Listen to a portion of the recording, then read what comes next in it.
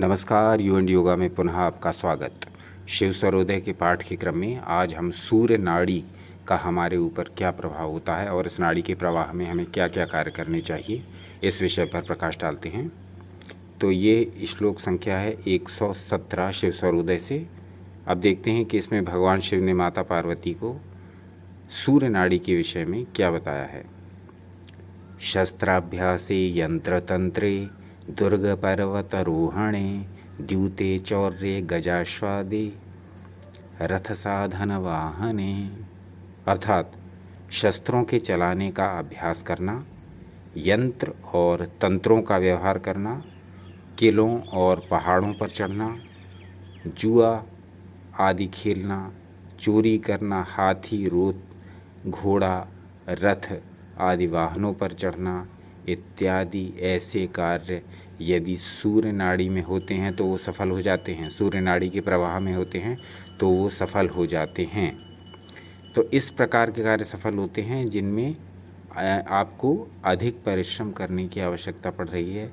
जैसे आपको शारीरिक बल अधिक प्रयोग करना पड़ रहा है, उस प्रकार के कार्य जैसे शस्त्राभ्यास से शस्त्रों का अभ्यास करना, पहाड़ों पर चढ़ना, दुर्ग पर्वत रोहणे,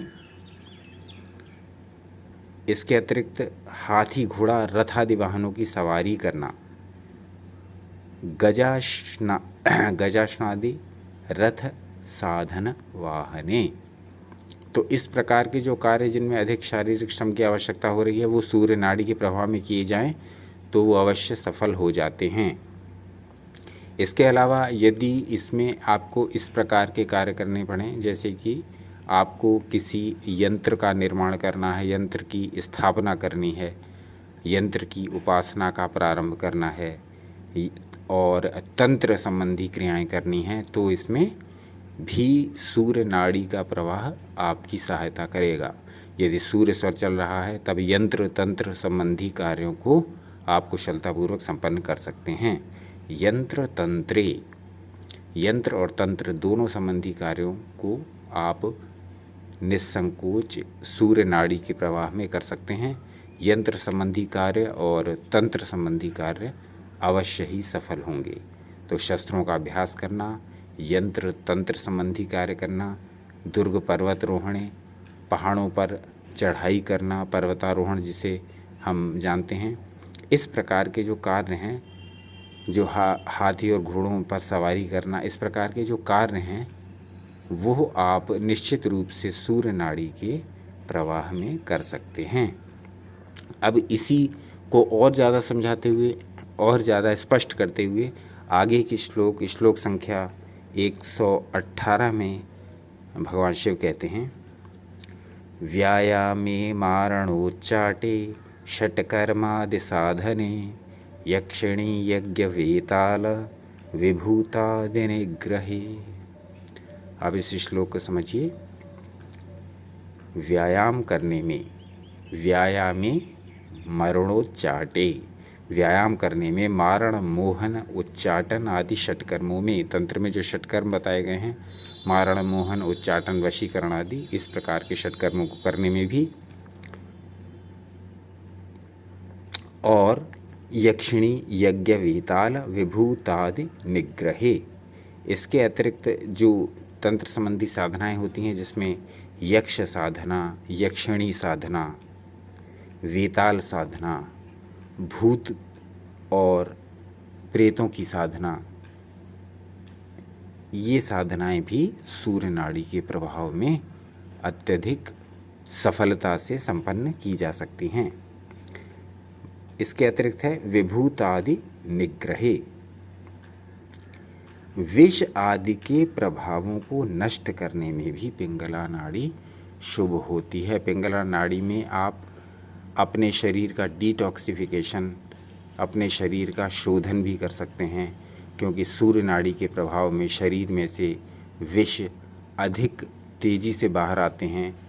इसलिए आप इस प्रकार की जो क्रियाएं हैं, शरीर शोधन की जो क्रियाएं हैं, बॉडी की प्योरीफिकेशन की जो क्रियाएं हैं, वो भी आप सूर्य नाड़ी के प्रभाव में कर सकते हैं। तो सूर्य नाड़ी के प्रभाव में इसमें से क्या क्या कार्य किए जा सकते हैं, हम एक बार इस श्लोक को पुनः देख के स्पष्ट कर लेते हैं।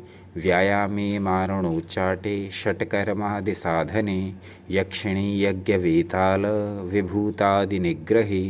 व्यायाम करने में, मारण मोहन उच्चाटन आदि षटकर्मों की साधना में, यक्ष यक्षिणी वेताल भूत आदि की साधना में, विष आदि के प्रभाव को नष्ट करने में पिंगला नाड़ी शुभ होती है, सूर्य स्वर शुभ होता है। तो ये भगवान शिव ने माता पार्वती को सूर्य स्वर चलते समय जो कार्य किए जा सकते हैं उनके बारे में विवरण दिया है। तो ये आज के अंक में इतना ही। अगले अंक में हम कुछ और नए विषयों को जो कि संबंधित होंगे शिव सर्वोदय से लेकर के आएंगे, और आप अपने विचारों को रखिएगा कमेंट्स में। प्रयास किया जा रहा है कि सारे कमेंट्स के उत्तर धीरे धीरे व्यक्तिगत दिए जा सकें, और जो आपके बहुत सारे लोगों के प्रश्न एक साथ होते हैं एक ही विषय पर, उसके संबंध में एक अलग से वीडियो बनाने का प्रयास हमेशा रहता है। जो एक जैसे प्रश्न हैं उनके ऊपर वीडियो बना करके भी लाया जाएगा। बहुत से दर्शकों की जिज्ञासा है कि शांभवी साधना कब प्रारंभ होगी, तो आपको ये बता देना चाहता हूँ कि इसी सप्ताह 4-5 दिन के भीतर ही शांभवी साधन पर सामग्री लेकर आ रहे हैं, शांभवी साधना पर सामग्री लेकर के आ रहे हैं। उसको देखिए और उसके संबंध में अपने विचार बताइएगा। तो 4-5 दिन और इसी बीच में हम शांभवी साधना को भी स्वरयोग साधना के साथ साथ इसी चैनल पर प्रारंभ करेंगे। आपका स्नेह प्रेम मार्गदर्शन इस चैनल को अच्छी ग्रोथ की ओर ले जा रहा है। इसी प्रकार से अपना प्रेम, सहयोग, स्नेह और मार्गदर्शन बना करके रखिएगा।